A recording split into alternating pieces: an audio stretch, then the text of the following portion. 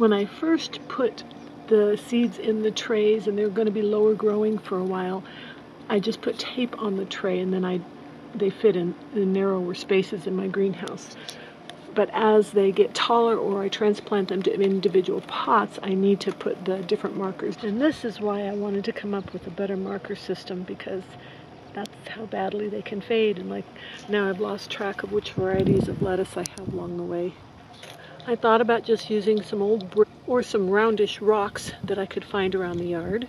I even thought about just writing on the ends of the raised bed. Then I remembered that I had been given a bunch of little pots, little clay pots. They are space inefficient for inside the greenhouse, and they don't hold enough soil, so they dry out too quickly to grow anything out in the yard in our Idaho summers. A couple of them had already been decorated from kids' projects, but I just thought that added to their charm. So I have gathered just a few basics. I have an old paintbrush. I have some all-purpose sealer left over from my toll painting days, and a plate to put it on. I have a brown Sharpie marker, my pots, and I have the seed packages to remind me of the exact names of the varieties, and a damp rag.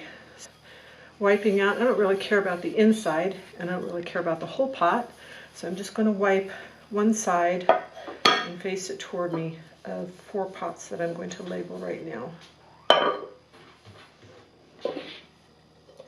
I have experimented some. If you want to do a little bit of sealer first on the pots, then it makes writing on them a little more smooth. Otherwise, the coarseness of the ceramic can be a little rough on the Sharpie marker. I'm going to put just a little bit of sealant on my plate here. So I'll try one with doing a layer of sealant just to show you. With my old brush, I have kind of a hard time not getting bubbles in it.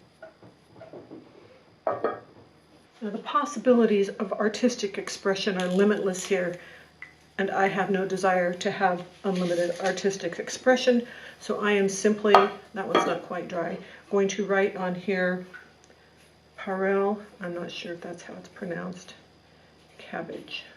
And I'll give the Sharpie marker just a couple of minutes to dry. This is going to be Danish ball head cabbage. You might be hearing our 4-week-old kittens in the background. So while I'm waiting for this last one, the first one that I did with that to dry, I'm going to go ahead and put some of the sealant on these that I wrote on without an undercoating of sealant. You can see it's very fast. It will not look as distinctly covered after it's dried, but it will a little bit. And I figure if I want to redo this, I can either paint over this a little bit or maybe sand it off. I don't really think it'll be too complicated to work with it. I will want to be particularly aware of bringing these in during the winter so that they won't crack.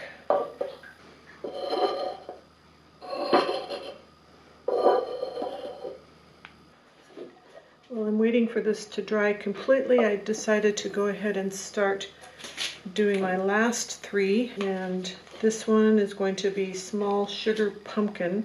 I've chosen the more permanent labels here for the plants that I tend to grow the same varieties over and over. You can see that this little bit of varnish here, or sealant, goes a long way. You could probably use something like a Mod Podge sealant too. Anything that tends to make it a little bit more waterproof, less likely to be faded or worn off by the elements. If you wanted to be more particular about it, you could put another coat on there, or you could coat the whole thing with sealant to protect it. I will only be planting the beets and the cabbages and the onions in the near future. These will have plenty of time to dry because I will not be planting out the warm weather things for at least a couple of weeks.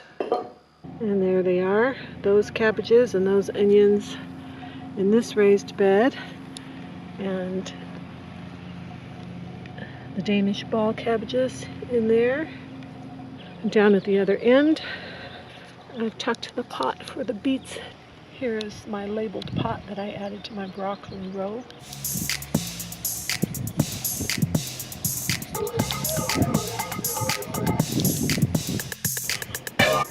Here I put the pot inside the raised bed because it seemed like it was more at risk with the hose activity going on here.